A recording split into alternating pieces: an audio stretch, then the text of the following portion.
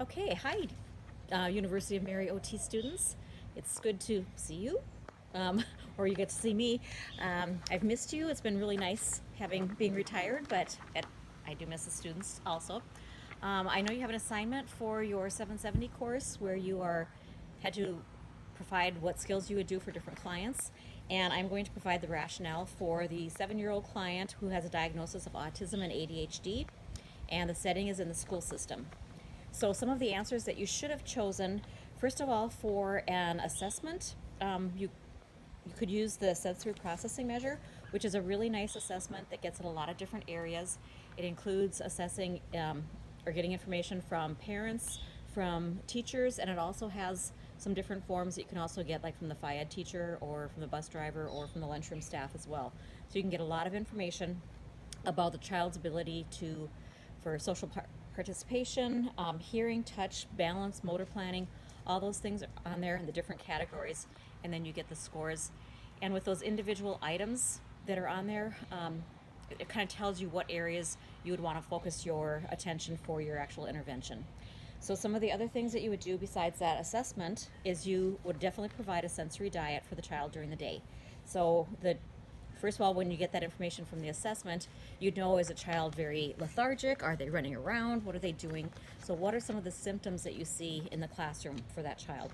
So you want to make sure that you are providing, if the child is seeking a lot of or needing a lot of proprioceptive input, you want to make sure that you provide opportunities to do this several times during the day.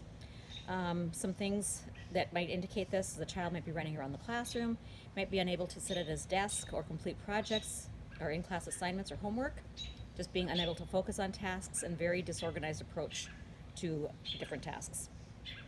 So proprioceptive and heavy pressure touch input is very organizing for all people, whether they are sensory seeking, sensory craving, or sensory defensive. So that is really a good thing if they're over or under aroused.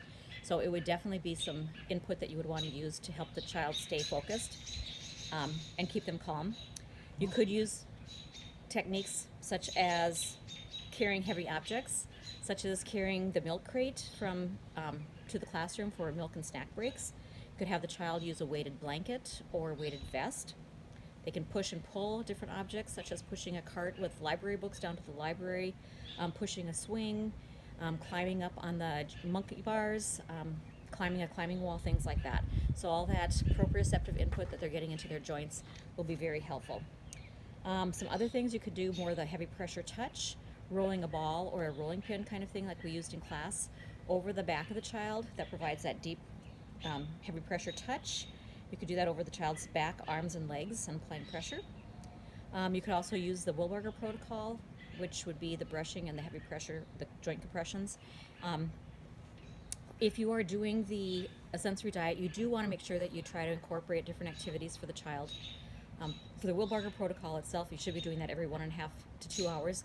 But for any kind of a sensory diet, it also would be about the same frequency that you want to have the child up and moving and doing different activities.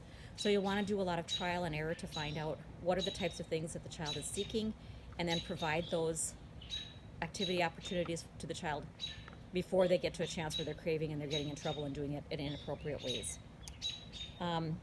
You can also use vestibular input if that is something that the child needs, and but you want to be careful with that, because some people get overstimulated by vestibular input, and some people need it and it's very calming to them. But if they get overstimulated, you might notice some different autonomic nervous system reactions, such as dilated eyes, clammy skin, increased heart rate, heavier breathing, and other things like that. Okay? Again, you want to keep those activities scheduled frequently throughout the day so they have